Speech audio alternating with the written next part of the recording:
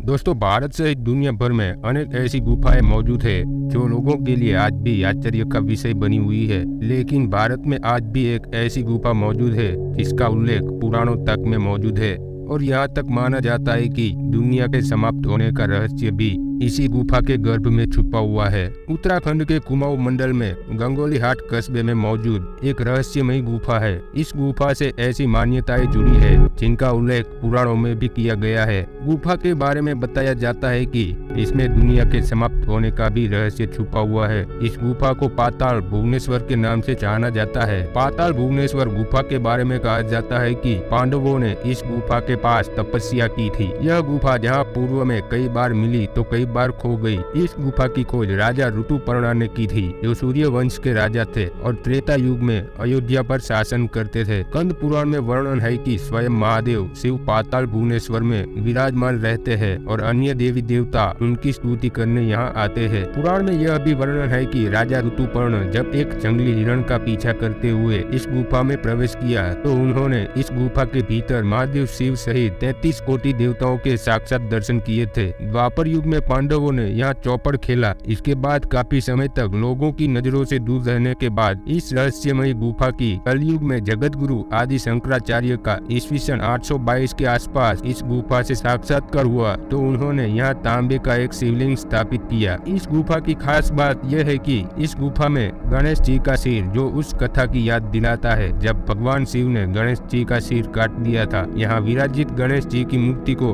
आदि गणेश कहा जाता है। इस गुफा में भगवान गणेश की कटी हुई शिला रूपी मूर्ति के ठीक ऊपर 108 पंखुड़ियों वाला सवाष्टक दल ब्रह्म कमल सुशोभित है। इस ब्रह्म कमल से भगवान गणेश के शिला रूपी मस्तक पर जल की दिव्य बूंद टपकती है। मुख्य बूंद आदि गणेश के मुख में गिरती हुई दिखाई देती है। इन बूंदों को अमृत की धारा भी कहा जाता है। इस गुफा में 4 खंभे हैं जो 4 युगों अर्थात सतयुग, त्रेता युग, द्वापर युग तथा कलयुग को दर्शाते हैं। इनमें पहले 3 आकारों में कोई परिवर्तन नहीं होता, लेकिन कलयुग का खंभा लंबाई में अधिक है। इस गुफा की सबसे खास बात तो यह है कि यहाँ एक शिवलिंग है जो लगातार बढ़ रहा है। यहाँ शिवलिंग को लेकर यह मान्यता है कि जब यह शिवलिंग गुफा की छत को छू लेगा तब दुनिया खत्म हो जाएगी। भारत के प्राचीन स्कंद पुराण ग्रंथ में मानस खंड के 103वें अध्याय के 273 से 228 तक के श्लोकों में इसका वर्णन मिलता है। ग्रंथ में गुफा का वर्णन पढ़कर यह मूर्तियां साक्षात जागृत हो जाएगी। पाताल भुवनेश्वर गुफा के बारे में कहा जाता है कि